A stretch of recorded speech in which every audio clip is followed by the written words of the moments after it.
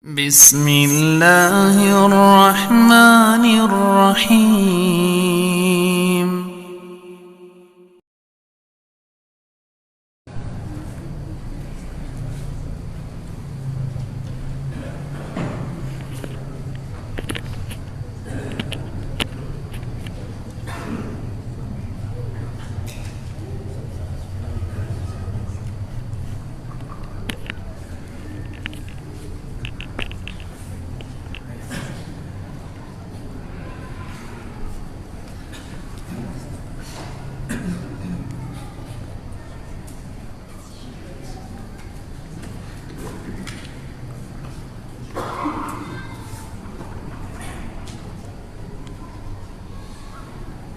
Bismillahirrahmanirrahim. Assalamualaikum warahmatullahi wabarakatuh.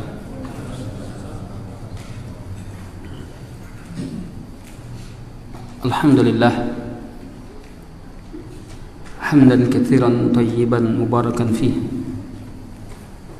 kama yuhibbu rabbuna wardah. Asyhadu an la ilaha illallah wahdahu la syarikalah wa asyhadu anna Muhammadan abduhu wa rasuluhu la nabiyya ba'd. Allahumma salli wa sallim ala nabiyyina Muhammadin wa ala alihi wa sahbihi wa man tabi'ahum bi ihsan ila yaumiddin, amma ba'd.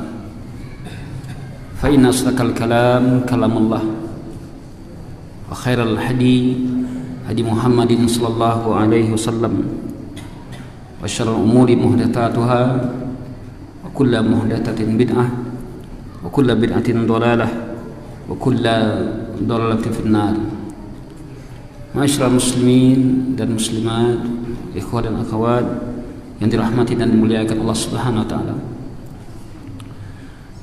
Bersyukur kita kepada Allah Subhanahu wa taala pada malam hari ini kembali kita bersua di masjid yang sama ini. Ini merupakan pertemuan yang kedua dari pagi tadi, subuh tadi dengan sekarang. Semoga Allah Subhanahu wa taala senantiasa memberikan kekuatan kepada kita, kesempatan, taufiknya dan istiqamah di atas sunnah Rasulullah sallallahu alaihi wasallam. Salam dan salam untuk Nabi kita Nabi Muhammad sallallahu alaihi wasallam yang merupakan tauladan kita dan panutan kita. Segala kebaikan beliau sudah mengingatkan kita. Demikian juga segala kebaikan sudah ditunjukkan oleh Nabi kita yang mulia. Segala keburukan sudah diingatkan kita untuk menjauhinya. Tak ada satupun keburukan melainkan beliau sudah mengingatkan kita untuk menjauhinya. Tidak ada satu kebaikan melainkan beliau sudah menyampaikan. Tinggal kita adalah untuk mempelajarinya, memahaminya, meyakininya dan mengamalkan dalam kehidupan kita sehari-hari. Bapak Ibu yang dimuliakan Allah Subhanahu wa taala, tema yang kita angkat pada kesempatan ini adalah manhaj beragama yang benar.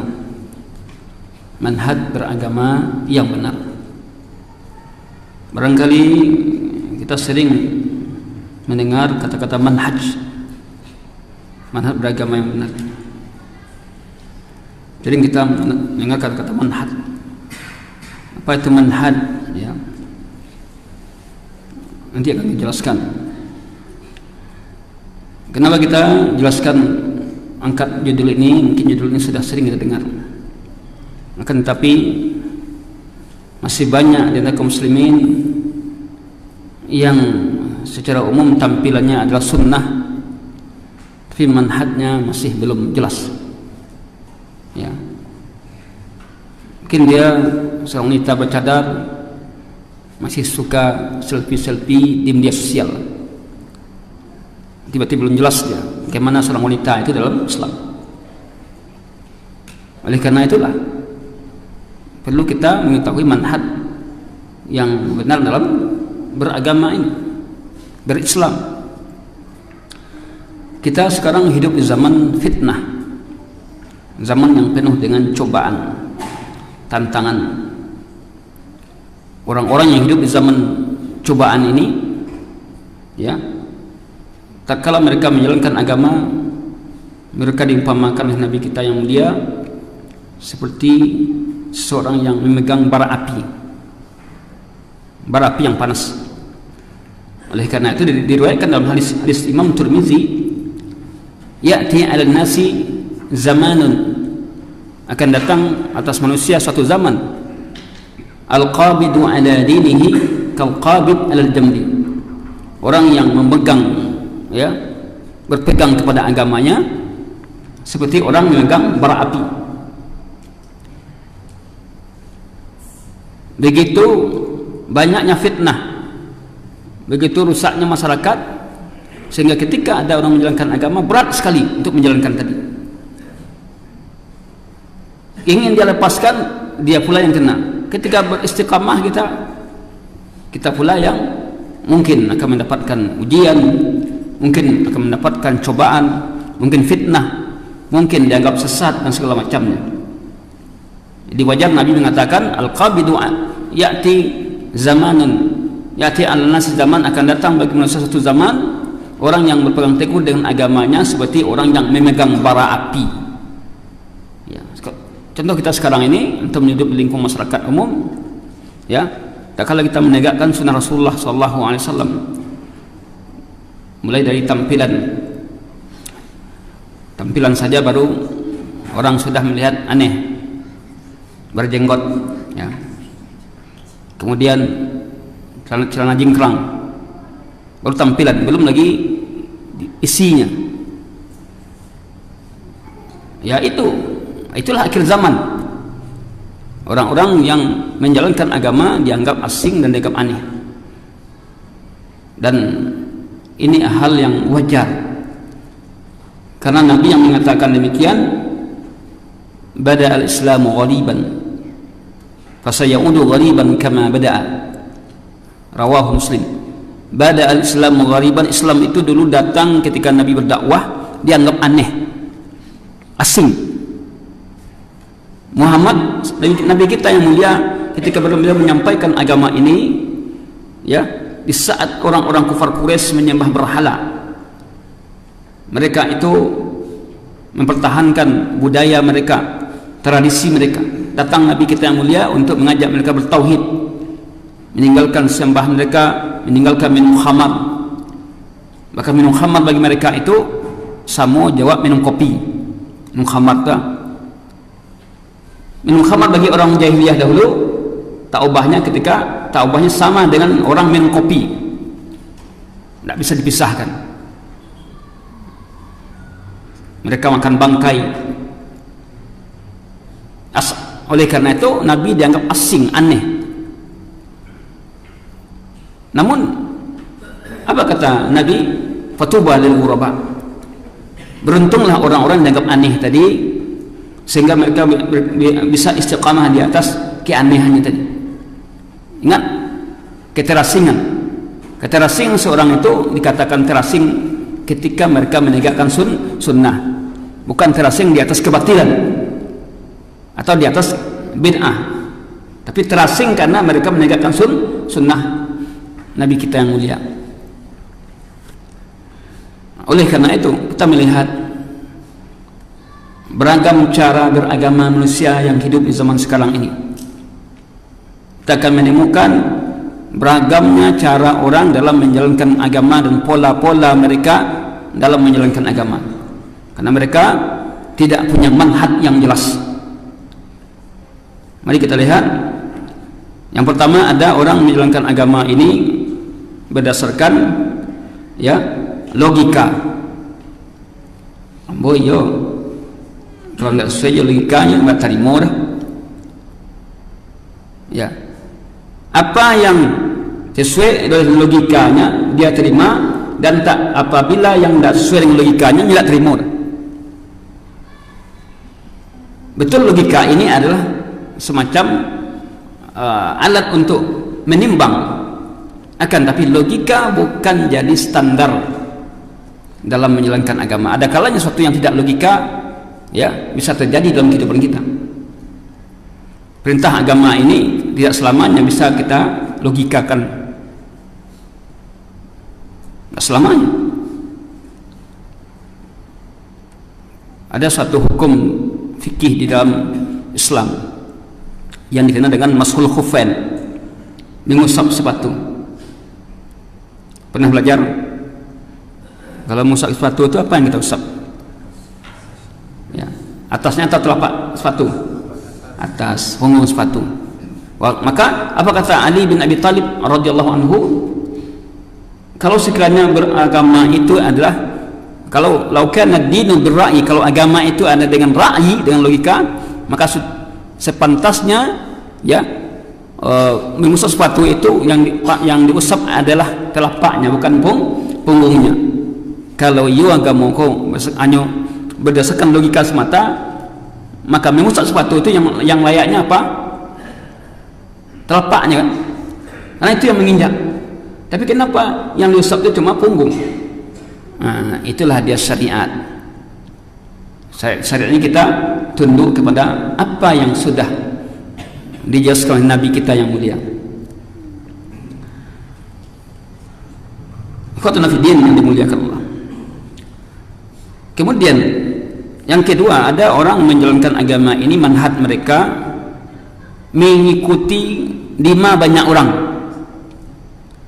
5 banyak orang di 10 juta gak, ya.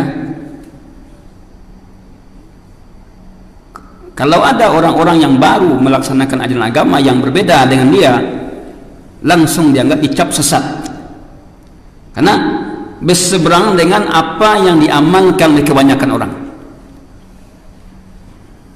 Awak mengikut orang banyak sajalah, baik orang banyak saja supaya awak lebih aman. Kalau orang banyak itu demokrasi. Tidak selamanya yang banyak itu benar, karena Allah Subhanahu wa taala sudah menyatakan di dalam Al-Qur'an, dalam surat Al-An'am ayat 116, yang menyatakan bahwa tidak selamanya yang banyak itu di atas kebenaran. A'udzubillahi minasyaitonir rajim. Wa in tuti' aktsara man fil ardh yudilluka an sabilillah. Jika kamu ikuti kebanyakan manusia di muka bumi ini, maka mereka akan menyesatkan kamu di jalan Allah Subhanahu wa taala. Mengikuti kebanyakan manusia di muka bumi ini akan menyesatkan kamu di jalan Allah Subhanahu wa taala.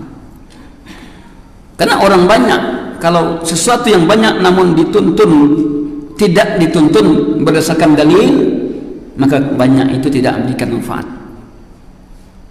Tidakkah kita pernah mendengar dalam satu hadis bahwa Nabi ketika itu ya bermimpi dan beliau melihat ada Nabi yang diikuti oleh berapa orang, ya, ada 2 orang, ada 1 orang pengikutnya, dan ada yang tidak ada pengikutnya, ada yang banyak, ada yang sedikit, dan ada yang tidak ada pengikutnya.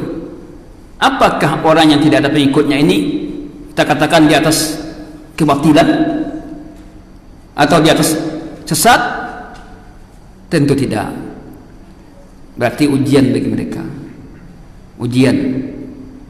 Nabi Nuh alaihissalam, ya, tidak berapa orang yang ikut dan naik ke atas kapal beliau, sampai anak istri beliau sendiri tidak mau naik.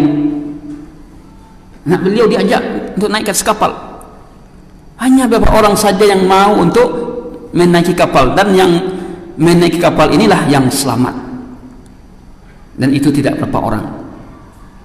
Apakah kita mengatakan dakwah Nabi Nuh itu gagal? Tidak. Ujian dalam menjalankan agama ini. Demikian juga orang-orang yang berpegang dengan sunnah, jumlah mereka sedikit, ya, karena orang lebih banyak mendahulukan hawa nafsunya dalam menjalankan agama, bukan tunduk kepada dalil. Karena prinsip Islam ini adalah tunduk kepada perintah Allah. Itu prinsip Islam. Apa makna Muslim? Islam tunduk, patuh. Patuh kepada siapa? Kepada Allah Subhanahu wa taala, pada perintahnya. pada nabinya, tidak membangkang, tidak membantah. Jadi mengikuti orang banyak tidak selamanya benar. Lihat dulu banyaknya, kenapa dia banyak? Apakah karena banyak berdasarkan hanya ikut-ikut banyak saja, tapi tidak dasar dalil. Yang ketiga adalah ada kebiasaan manhaj masyarakat dalam menjalankan agama mengikuti kebiasaan nenek moyang dan orang-orang tua terdahulu. Antum akan merasakan ketika menegakkan sunnah dalam keluarga, ya, orang akan mengatakan, ambo tahu lo jaga moy tapi nak mau dewa angku dah. Ada seperti itu kata. Saya tahu dia dan kamu tapi tidak seperti kamu. Baraja lo ambonya. Sekolah pula sekolah agama tapi nak berdewa ang mana.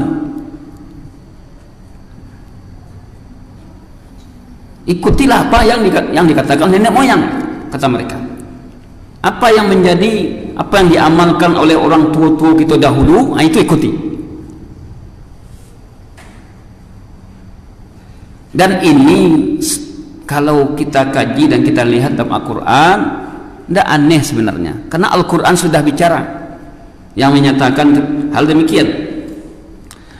Ini akan kita temukan dalam surah Al-Baqarah ayat 170. A'udzu billahi minasyaitonir rajim.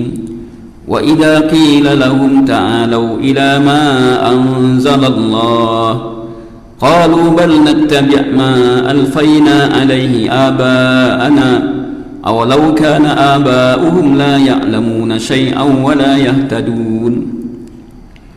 Wa idza qila lahum, jika dikatakan kepada mereka, pada orang-orang musyrikin, kafirin, ta'alu ila ma anzalallah, ayolah kami ajak kepada apa yang Allah turunkan, kepada apa yang Allah turunkan, apa yang diturunkan oleh Rasulnya. Apa jawaban orang-orang musyrikin pada waktu itu? Qalu, mereka menjawab, bal nattabi'u ma alfaina alaihi aba'ana, bahkan cukuplah kami mengikuti apa yang sudah dilakukan oleh aba'ana. Aba' itu bahasa Arab itu. Aba' jamak dari abun, ya. Bahkan kami cukuplah mengikuti apa yang kami dapatkan dari bapak-bapak kami dahulu, nenek moyang kami dahulu.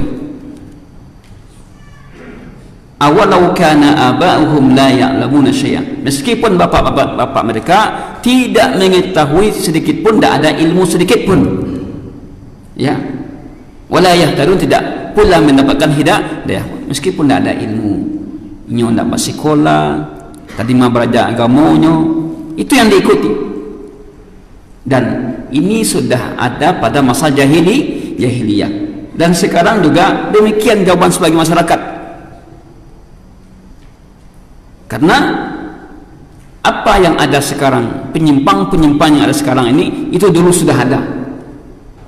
Apa yang terjadi sekarang itu adalah ulangan dari peristiwa terdahulu. Contoh LGBT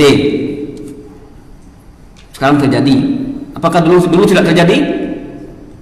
Terjadi pada kaum siapa?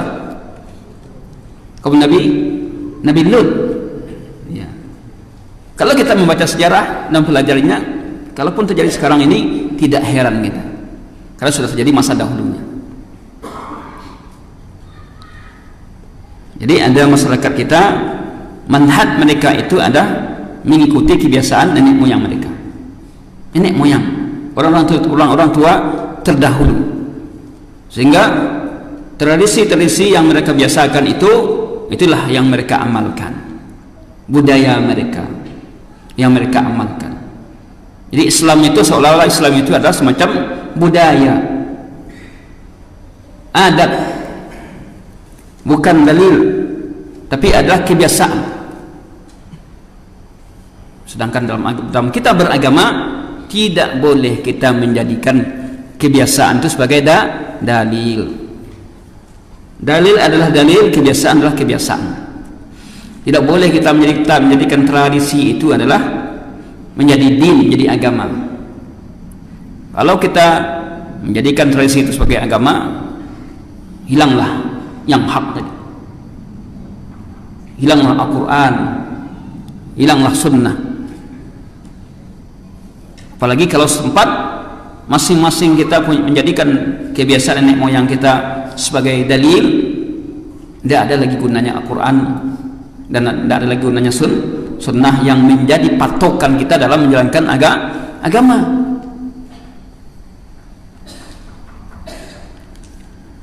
Allah mencela orang-orang yang meyakini nenek moyang mereka yang tidak ada dalil, tidak ada ilmu.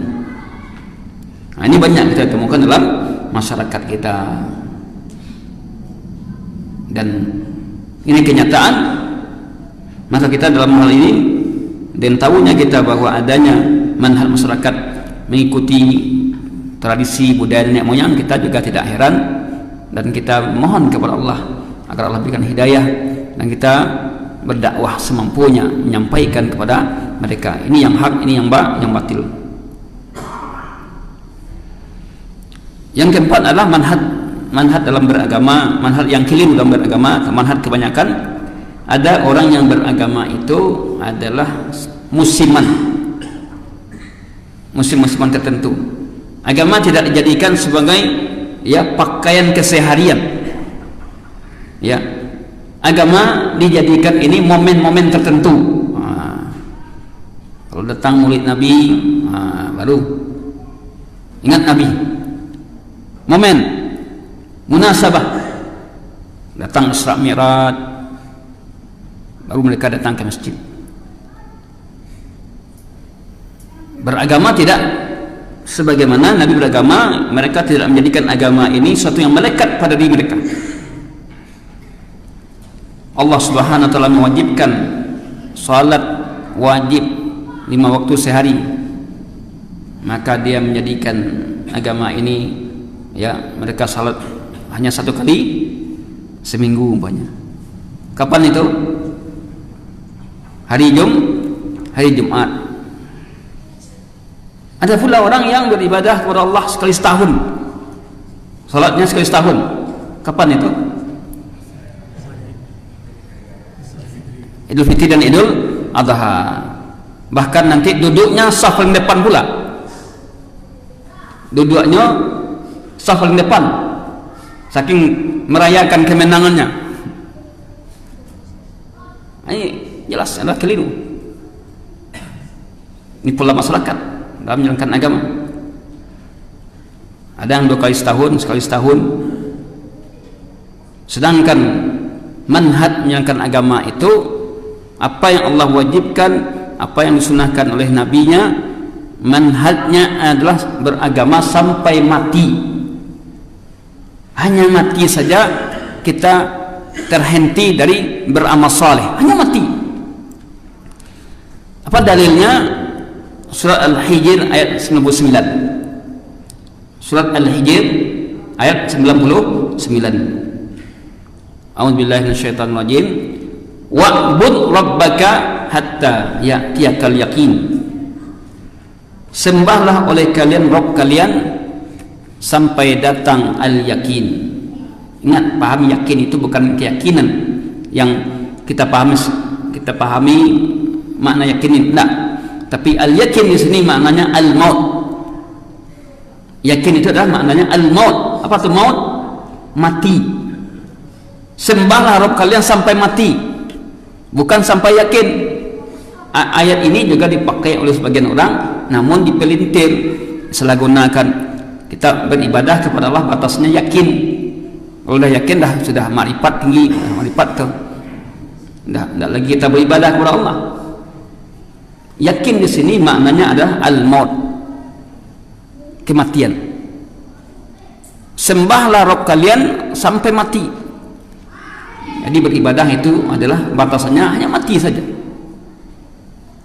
Sampai menjelang ajal pun kita masih disuruh untuk mengucapkan kalimat la ilaha illallah. Begitu ya perlunya kita di dalam menjalankan kehidupan sampai akhir hidup pun disyariatkan kita untuk mentalkinkan mayit yang akan mati. Mentalkinkan, bukan mentahlilkan. Dia beda. Apa beda mentalkinkan dengan mentahlilkan? Tahlil yang membaca itu adalah orang yang hidup, orang yang sehat. La ilaha illallah, la ilaha. Tahlil, talqin, mengajarkan. Talqin, mengajarkan orang yang sakrat la ilaha illallah. Lakinu mautakum bila ilaha illallah. Talqinkan orang yang akan mati di antara kalian dengan la ilaha illallah. Ajarkan dia untuk mengucapkan kalimat tersebut. Ajarkan. Kalau dia sudah bisa baca la ilaha illallah, tidak perlu lagi diajarkan. Karena biasanya orang menjelang ajal itu, Bapak Ibu sekalian, lidahnya kaku lidah. Kita ajarkan agar dia bisa membaca tadi. Kalau dia sudah bisa baca, yang tidak lagi kita talqinkan. Silahkan dia baca sendiri. Jadi begitu perhatian agama kita dalam menjalankan agama ini hanya batasnya kematian. Beribadah, konsep ibadah itu bagi seorang muslim sampai mati. Namun ada kewajiban yang kita lakukan adalah kewajiban harian. Salat wajib 5 waktu sehari. Ada kewajiban, ada yang namanya sunnah, ya, salat sunnah. Ini salat sunnah, yang ada yang salat sunnah itu yang mengiringi salat fardu. Ini kita lakukan juga. Ada salat sunnah tidak mengiringi salat fardu, seperti tahajud, ya. Kewajiban kita berpuasa. Ada pula puasa yang tidak wajib tapi sunnah, puasa sunnah, ya. Ini kita lakukan sampai mati. Jadi kalau ada konsep manusia dalam beribadah itu hanya musiman, pada momen-momen tertentu dekat kepada Allah, maka ini menunjukkan bahwa manhajnya tidak benar. Manhaj tidak benar. Ya, jadi termasuk juga seperti ibadah-ibadah sebagian pedagang-pedagang atau sebagian orang-orang yang beriklan. Kalau iklan mau lebaran lalu pakai peci, pakai jilbab, ya, perempuannya pakai jilbab. Kalau mau lebaran kan, habis itu sudah buka jilbabnya lagi. Kemudian yang kelima, ada manhaj beragama berdasarkan perasaan dan emosional. Beragama berdasarkan perasaan dan emosi. Melihat Arab Saudi menghentikan umrah, apa Arab Saudi itu? Orang beribadah dihalanginya. Yang berkata itu siapa? Mungkin jadi seorang ustaz, mungkin saja dia seorang, ya, yang katanya berilmu, tapi dia menilai itu berdasarkan emosional atau berdasarkan asy'uriyah, perasaan. Tidak dilihatnya apa alasan-alasan yang membolehkan Arab Saudi itu untuk, ya, menghentikan, ya, umrah. Itu alasan jelas untuk menyelamatkan manusia yang banyak, untuk maslahat yang besar. Maka apabila kita beragama dengan emosi, jelas ini tidak benar. Apa yang muncul dari emosional tadi? Stempel, mencap, mudah mencap tanpa dalil yang sahih, mudah mencap, menstempel, ya, kafir, ahli bid'ah, tanpa dalil, karena emosional. Maka seorang muslim beragama tidak secara emosi, tapi dengan apa? Dengan akal yang sehat, dengan kesabaran, ya, tidak dengan emosional. Coba bayangkan kalau sempat Nabi emosi, tentu awal-awal dakwah patung-patung yang ada di Ka'bah itulah dihancurkan Nabi itu. Aku enggak dua rumah. Tapi kapan patung-patung di Ka'bah itu dihancurkan oleh Nabi? Siapa tahu? Kapan? Apakah pada periode Mekah? Tidak. Patung-patung itu dihancurkan oleh Nabi setelah Fathu Mekah. Setelah kemenangan kaum muslimin ya merebut kota Mekah, barulah patung-patung itu dihancurkan. Karena Nabi itu yang penting baginya bagaimana umat ini mengerti, paham dulu. Kalau patung tadi langsung dihancurkan, sementara umat ini belum dibina dengan akidah, paling-paling mereka dibuat patung lebih gampang paling. Paling-paling dibuat patung lebih besar dari itu. Lebih dulu adalah perhatian membina akidah, meluruskan akidah. Nanti patung itu kan hilang sendiri. Tapi kalau dengan perasaan mungkin ya ini Ka'bah dikelilingi patung, nggak muah udah.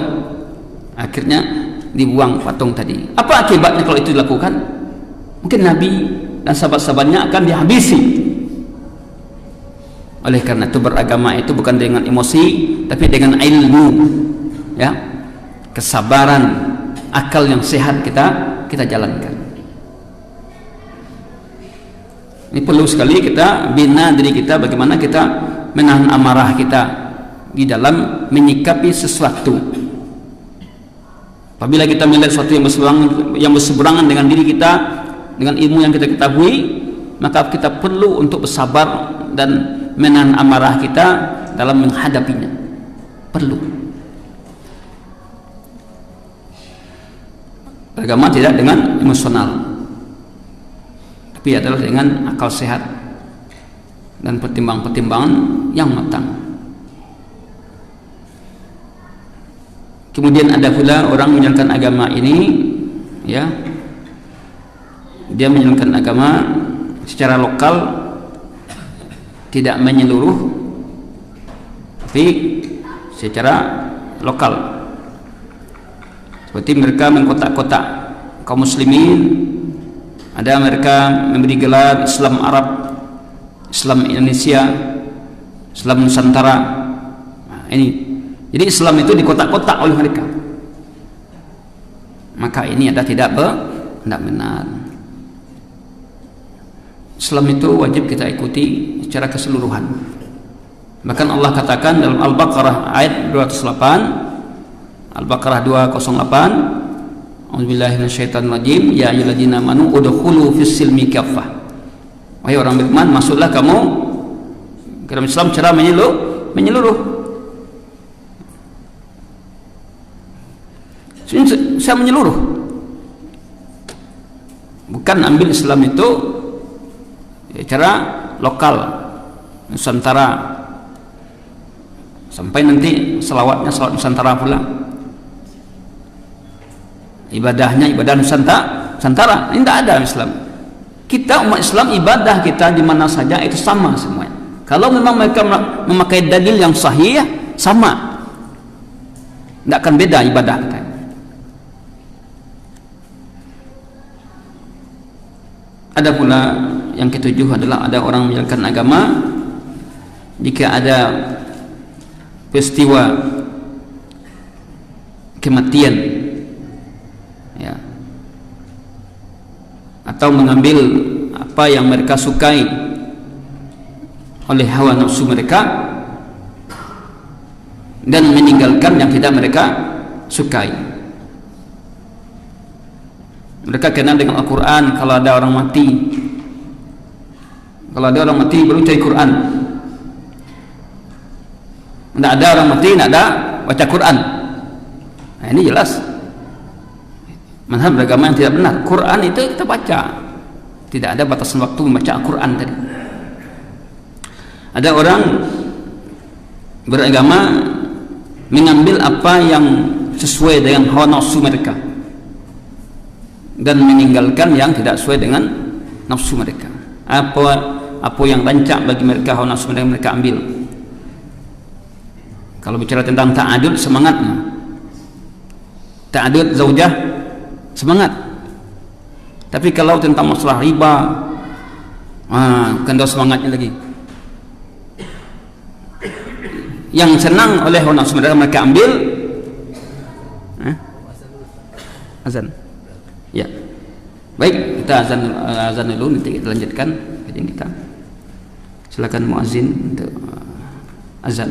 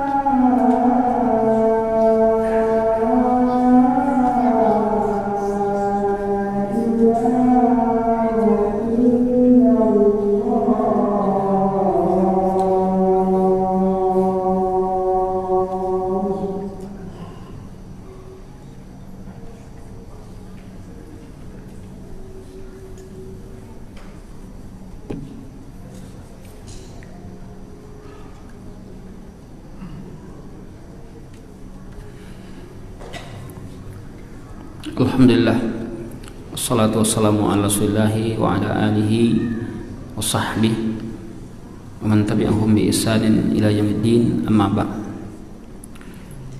Ikhwatuna fi din yang dimuliakan Allah Subhanahu wa taala, itulah tadi cara-cara yang tidak benar dalam menjalankan agama. Di antaranya dan masih banyak lagi ya, cara-cara yang tidak benar dalam menjalankan agama. Maka tentu kita wajib untuk tahu bagaimana manhaj yang benar dalam menjalankan agama ini. Kita sering mendengar kata-kata manhaj, ya, manhajun. Dia adalah dari bahasa Arab, manhaj tadi. Kata-kata manhaj secara bahasa artinya adalah cara, metode, jalan yang ditempuh yang meliputi segala aspek. Manhaj itu metode atau jalan yang ditempuh yang meliputi aspek agama ini semuanya, aspek secara totalitas, baik dalam akidahnya, ibadah, muamalah, ya, akhlak. Pokoknya ada manhaj itu aturan yang ditempuh dalam menjalankan agama, mencakup aspek, semua aspek agama ini menjadi manhaj beragama, manhaj muslim dalam menjalankan agamanya. Kalau dalam ibadah apa manhajnya? Bahwa dia tidak beramal kecuali kalau ada dalil, kan itu. Manhaj dalam berakidah demikian, dan berakhlak gimana. Maka manhaj itulah yang membentuk cara menjalankan agama. Kalau bagus manhajnya, maka manhajnya itu yang bentuknya dalam menjalankan agama. Kalau dia ada seorang sufi, maka akan memakai cara sufi dalam menjalankan agama. Orang sufi mendahulukan perasaannya, tidak ada dari dalil, tidak biasa mereka untuk mengenal dalil.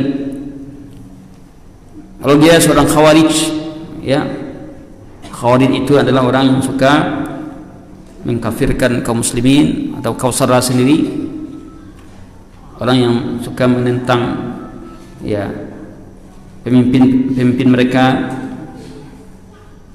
ya, itu ada sifat-sifat kaum khawarij, orang yang keras, ya, tidak menentu. Maka memang kaum khawarij, istilah khawarij, ya, orang khawarij sendiri tidak ada, tapi sifat-sifat khawarij akan tetap ada. Lari dari baris persaudaraan. Pokoknya orang khawarij ini sangat keras sikapnya terhadap saudara sendiri, mudah untuk mengkafirkan, mencap itu tanpa ada dalil yang jelas. Jadi manhaj inilah yang akan membentuk pola-pola orang dalam menjalankan agama. Maka kita harus tahu bagaimana manhaj yang benar. Tentu menempuh manhaj yang diajarkan Nabi pada sahabatnya. Ma ana alaihi wa ashabi. Ma ana alaihi wa ashabi. Mengamalkan apa yang aku pelajari dan pelajari oleh sahabat-sahabatku. Kenapa kita penting untuk belajar manhaj ini? Pertama karena kita hidup di akhir zaman. Ya, di akhir zaman ini akan banyak kita temukan macam-macam kelompok yang atau aliran-aliran yang menyimpang dalam ajaran agama, macam-macam bentuknya aliran tadi. Kemudian umat sudah semakin jauh dari ilmu. Yang ilmu itu jarang dibahas. Kalau kita dengar kajian-kajian umum masyarakat yang bicaranya hanya tidak ada ilmu yang bicarakan, tapi adalah berita-berita, situasi, ya. Yang ilmu itu apa? qala Allah wa qala Rasul. Itu yang ilmu tadi. Kemudian banyaknya para dai-dai yang mengajak kepada hawa nafsu dan bid'ah. Maka kita perlu manhaj ini, memahami manhaj beragama yang benar. Kalau nanti keliru kita. Kita tahu bahwasanya manhaj yang hak itu adalah manhaj yang diajarkan Nabi kepada sahabatnya, manhajus salaf, as-salafus salih, mengikuti para salaf yang salih. Siapa mereka itu? Mereka adalah sahabat, tabi'in, tabi'ut tabi'in, dan orang-orang yang mengikutinya sampai akhir zaman. Jadi salaf itu sanadnya bersambung, sehingga walaupun sudah sekian puluh tahun berpisah atau ratusan tahun, tetap akan ditemukan cara dan pola ibadahnya sama, pemahamannya sama. Paling-paling bedanya apa? Dalam furu' cabang, dalam furu'iyah cabang-cabang yang kecil, sedangkan yang pokok-pokok semua sama. Maka di mana saja orang yang mengikuti salaf, sama akidah mereka, sama manhaj ibadah mereka, ya, mereka sama-sama menghormati para ulama, dan mereka tidak melakukan merontakan kepada pemimpin dan segala macamnya. Terukur. Kemudian benarnya manhaj salaf tadi karena Allah memberikan rekomendasi kepada para sahabat. Kenapa mengikuti para sahabat itu adalah satu kebenaran? Karena rekomendasi itu datang dari Allah. Lihat nanti dalam Al-Quran surah At-Taubah ayat 100. As-sabiquna al-awwaluna minal muhajirin wal ansar walladzina tabauhum bi ihsan radhiyallahu anhum wa radu an. As-sabiqun, orang-orang terdahulu di kalangan muhajirin dan ansar, Allah ridha kepada mereka, ridha dan meridai. Sahabat adalah generasi yang hidup bersama Rasulullah, berjuang bersama Rasulullah, berguru langsung dengan Rasulullah sallallahu alaihi wasallam. Maka tentu ilmu mereka lebih murni dan lebih sahih dibandingkan orang-orang yang datang belakangan. Mereka adalah kurun terbaik, generasi terbaik. Mereka berjuang berjihad bersama Rasulullah sallallahu alaihi wasallam. Karena ada pemahaman yang menyatakan salaf itu hanya sejarah saja, kenang-kenangan, ya, bukan bentuk pemahaman. Itu adalah masa dahulunya. Jelas inilah tidak benar. Apa kata Allah? Walladzina tabauhum bi ihsan. As-sabiqun awwalun, orang-orang terdahulu di kalangan muhajirin dan ansar, walladzina tabauhum, dan orang-orang mengikuti mereka dengan kebaikan. Orang-orang mengikuti mereka ini berarti adalah siapa saja yang mengikuti mereka bi ihsan, itu diikutkan. Berarti pemahaman salaf adalah pemahaman akan terus saling mewarisi. Dia bukan sejarah. Karena ada orang mengatakan salaf itu hanya sebuah sejarah, tidak boleh kita ikut lagi, sudah habis masanya. Ini tidak benar. Ikhwatuna fiddin, bagaimana cara kita beragama yang benar? Inilah mungkin usaha kita untuk memahaminya. Yang pertama adalah untuk bisa kita mencapai cara beragama yang benar, pertama kita lakukan berdoa kepada Allah untuk mendapatkan jalan yang lurus. Kita minta kepada Allah, kita berdoa kepada Allah untuk mendapatkan jalan yang lurus, di mana setiap 5 waktu kita meminta kepada Allah, ihdinas siratal mustaqim, ihdinas siratal mustaqim. Kalau kita sudah dapat jalan lurus, apa yang kita minta lagi? Istiqamah di atas jalan tersebut. Jadi ihdinas siratal mustaqim ini, ya, hendaklah istiqamah dalam mengikuti, menempuh jalan yang lurus. Kalau bagi yang orang sudah dapat hidayah, tapi istiqamah terus. Karena hati manusia itu akan berbolak-balik. Hari ini dia beriman kepada Allah, besok tidak.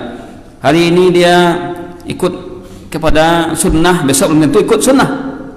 Kalau dia dikeragui oleh hawa nafsunya atau kebanyakan orang. Kemudian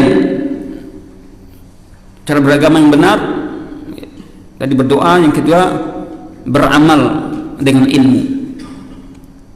Beramal dengan ilmu. Ilmu itu apa? Ilmu itu adalah apa yang Allah jelaskan dan apa yang dijelaskan oleh Rasulullah. Itu dalam ilmu.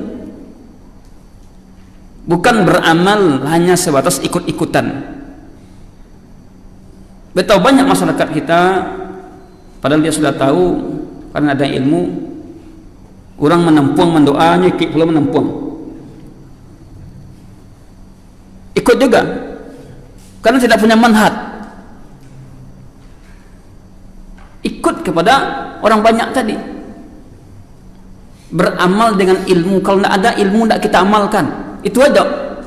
Ada ilmu, ada penjelasannya, ada keterangannya, kita amalkan. Kalau tidak ada, berarti tidak kita amalkan.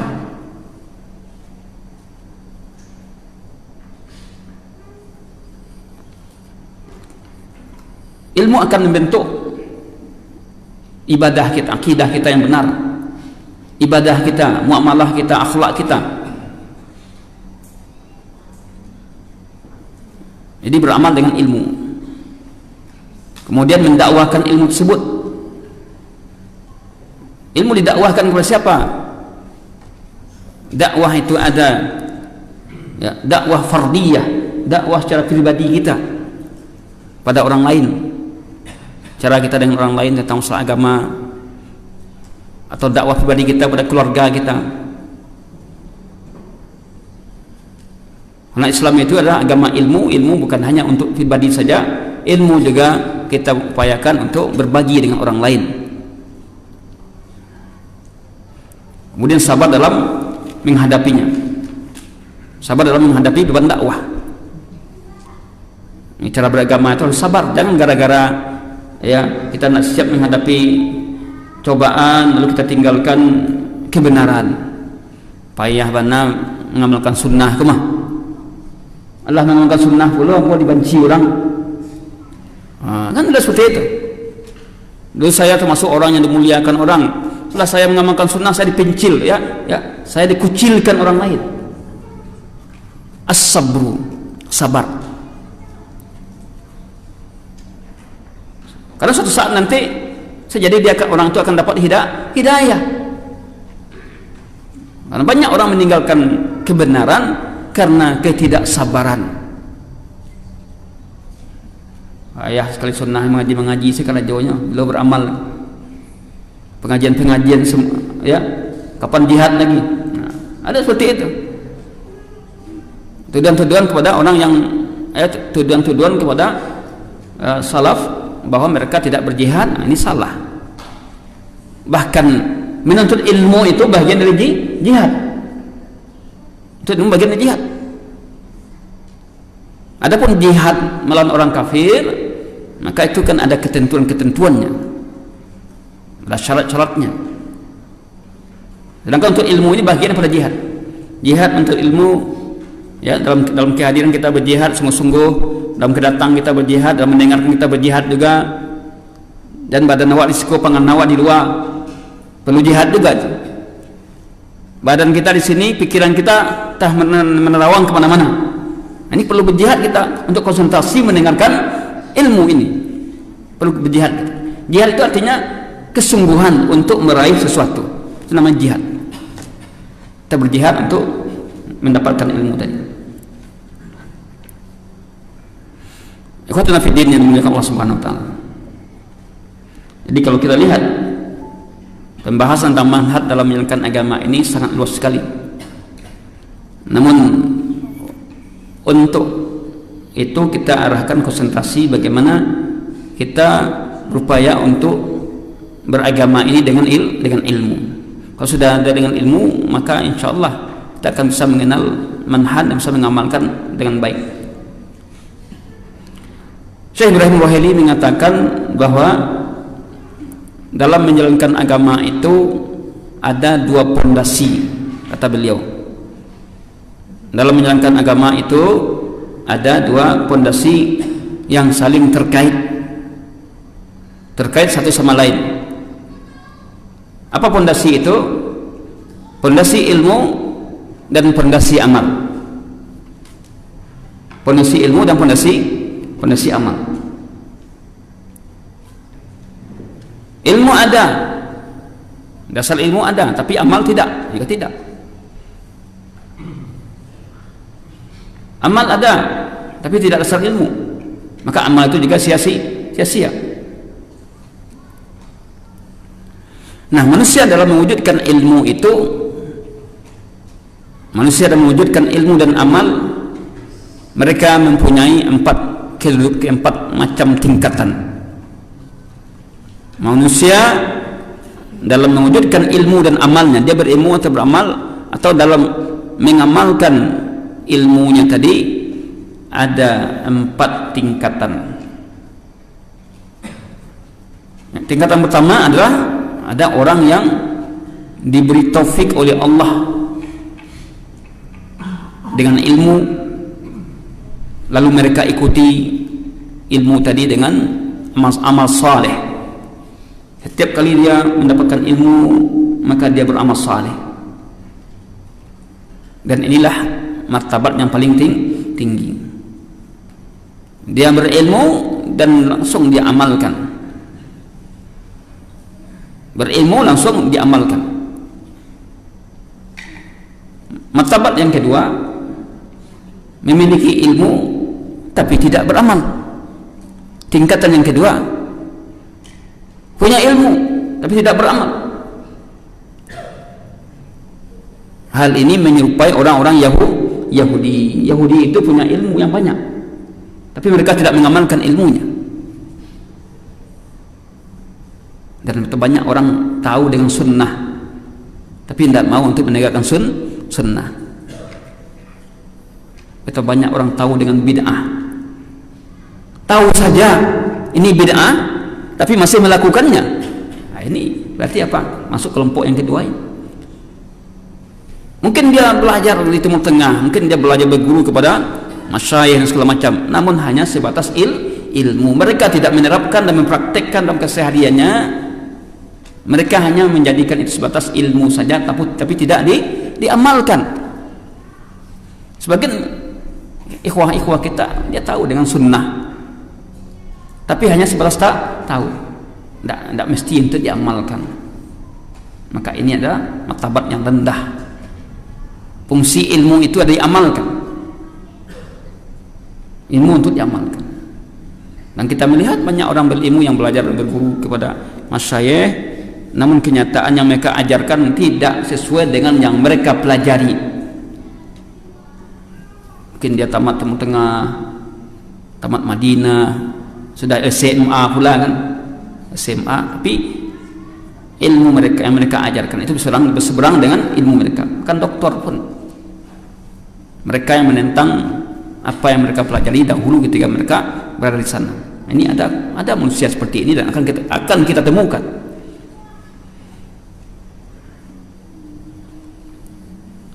Kemudian yang ketiga, orang yang beramal tanpa ilmu. Beramal tanpa ilmu, sia-sialah. Semangat tinggi, tapi ilmu tidak ada yang akan menguatkan amal tadi. Sia-sia.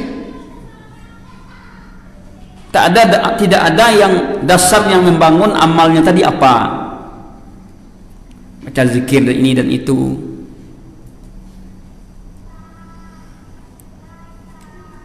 Tapi zikirnya tidak benar.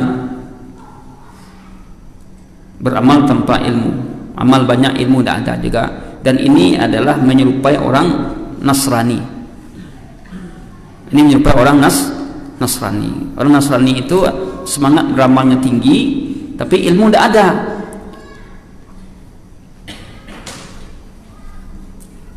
Orang-orang tariqat semangat beramalnya tinggi, ilmu tidak ada. yang mendasari ibadah mereka itu tidak ada kesahihan amal yang mereka lakukan. Ini maksudnya hanya semangat saja. Maka dalam menjalankan agama tidak cukup semangat, mesti ada ilmu. Kemudian tingkatan yang keempat, tidak memiliki ilmu dan tidak beramal. Tidak memiliki ilmu dan tidak beramal. Maka dalam hal ini Al-Quran menyebutkan mereka itu seperti binatang ternak. Mereka tidak memiliki keinginan, melainkan hanya keinginan mereka itu bersenang-senang di dunia, tidak memiliki cita-cita untuk mendapatkan ilmu dan amal.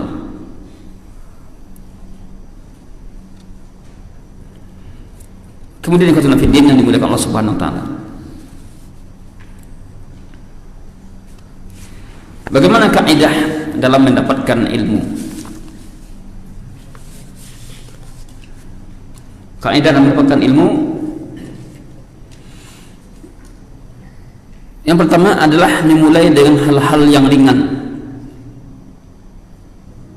sebelum hal-hal yang berat.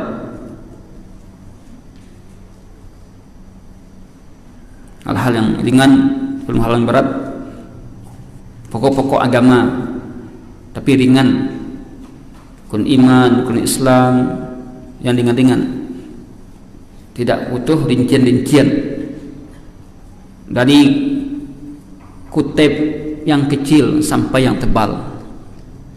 Itu juga antum kalau beli buku-buku yang tipis-tipis dulu, nanti langsung antum beli tebal buku, kapan terbacanya? Itu banyak kan? Antum semangat beli buku boleh, tapi ya targetkan bacanya, atau buku yang tipis saja dulu, mungkin paling tinggi 50 lembar atau kurang dari 100 sehingga bisa dibaca. Yang ringan-ringan dulu, pokok-pokok akidah, pokok-pokok ibadah, ya, pokok-pokok muamalah, bukan yang berat. Baru belajar tentang masalah yang khilafiyah, yang khilaf, repot kita nanti. Kemudian yang kedua adalah ikhlas dalam menuntut ilmu. Ikhlas dalam menuntut ilmu. Keikhlasan ini adalah modal utama. Apabila kita hilang keikhlasan kita, maka hilang pudalah kekuatan amal kita. Ikhlas itu adalah ruh ibadah kita. Ibadah kita akan ada ruhnya jika kita ikhlas. Apa itu ikhlas tadi? Ikhlas adalah memurnikan ketaatan kita hanya untuk Allah. Oh, kita hadir ke sini untuk Allah, untuk agar Allah mudahkan urusan kita, kemudian agar Allah jauhkan kita dari kejahilan. Jadi ikhlas itu ada indikator yang perlu kita perhatikan. Di antaranya adalah bahwa saya belajar untuk mentaati perintah Allah. Kemudian indikator berikutnya untuk menjaga agama Allah, ya, untuk membela sunnah Rasulullah SAW. Itu adalah indikator dari keikhlasan tadi.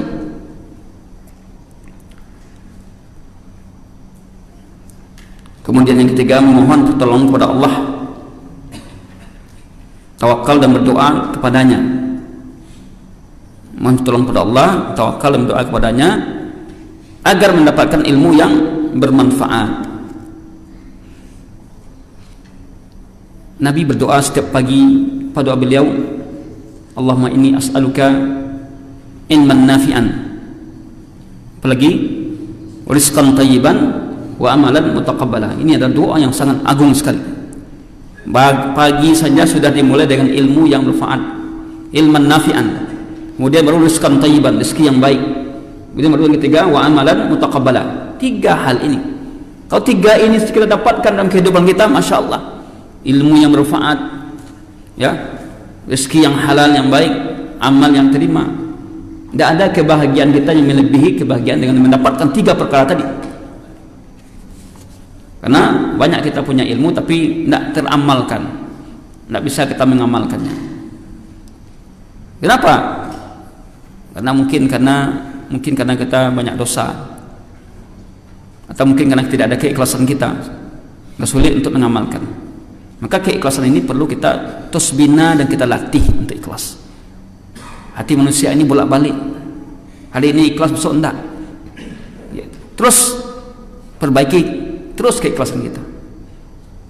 Iman itu juga bertambah dan berkurang. Kemudian mengetahui jalan yang benar dalam menuntut ilmu. Mengetahui jalan yang benar dalam menuntut ilmu. Bagaimana jalan yang benar dalam menuntut ilmu? Di antaranya adalah berguru kepada orang yang ahli dan mengikuti salaf. Bukan orang yang mencela salaf. Berguru kepada orang yang ahli dan mengikuti salaf. Fas'alu ahla dzikri in kuntum la ta'lamun. Bagaimana untuk mengetahui orang yang ahli tadi, yang berilmu tadi? Nah, tentu kita bisa mengetahui dari informasi dari orang lain yang paham tentang agama ini. Jangan sampai salah kita dalam berguru. Berguru kepada orang yang jelas akidahnya sahih, akhlaknya baik, agamanya baik. Akidahnya sahih, akhlaknya baik, agamanya baik. Jangan kita berguru kepada orang yang akhlaknya baik tapi mungkin agamanya baik, akhlaknya tidak baik.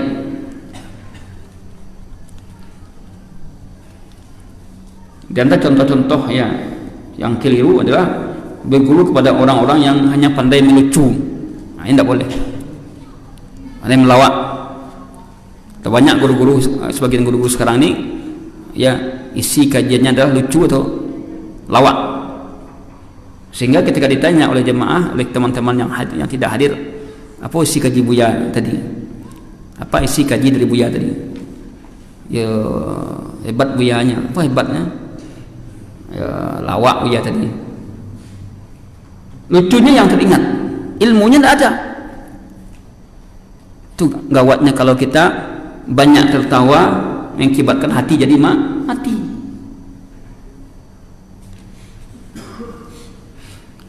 Atau hanya berilmu kepada orang yang populer yang jauh dari ilmu, atau berilmu kepada orang yang hanya pandai berbahasa saja, orator. Ini salah. Dia tidak punya modal untuk ilmu, tapi karena pandai bicara lalu berguru kepadanya.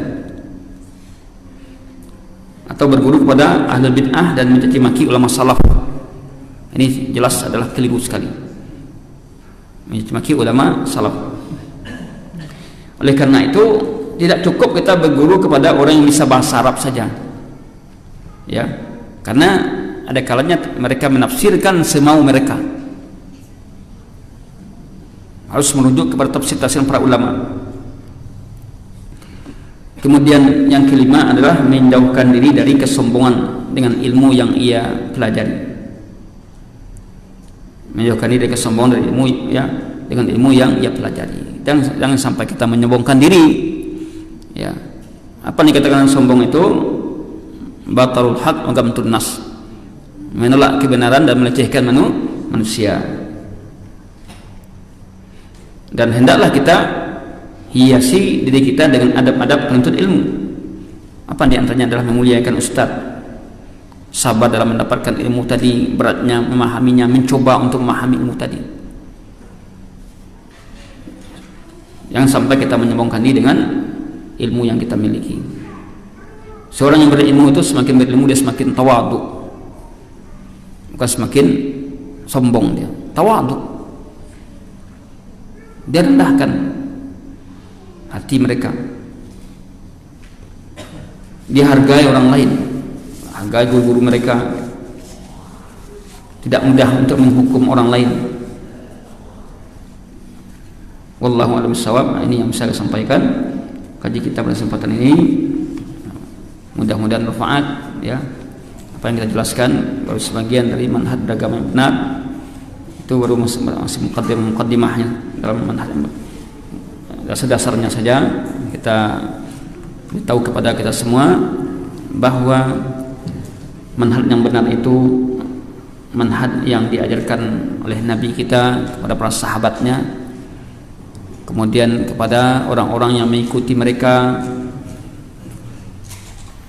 dengan dalil ya yang sahih, bukan atas dasar logika, bukan mengikuti orang banyak, bukan pula mengikuti nenek moyang ya, bukan pula karena musiman, bukan pula karena emosional, bukan pula mengikuti orang secara lokal ya, bukan pula karena musibah, akan tapi adalah karena dalil yang sahih. Apabila kita memahami itu, insyaallah taala ya mudah kita untuk menyaksikan bagaimana manhaj yang benar dalam menjalankan agama ini. Wallahu a'lam bishawab. Kita akhiri sampai di sini. Sallallahu ala nabiyina Muhammadin wa ala alihi wa sahbihi wa akhiru da'wana alhamdulillahirabbil alamin. Assalamualaikum warahmatullahi wabarakatuh.